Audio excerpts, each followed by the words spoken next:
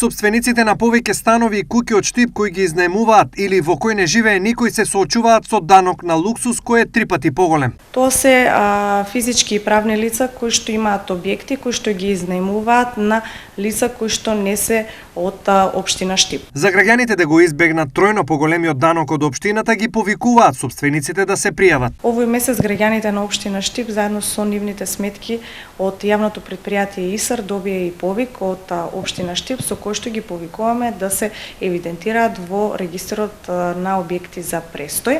Овој регистар всушност ќе служи на општина Штип да ги евидентираат сите оние граѓани кои што имаат објекти, куќи, односно станови за престој, да се регистрираат во регистарот до 31 јануари, се со цел да се избегне оној дел кој што е нов во законот за данок на имот, каде што се предвидува граѓаните да плаќаат 3 пати поголем данок на имот.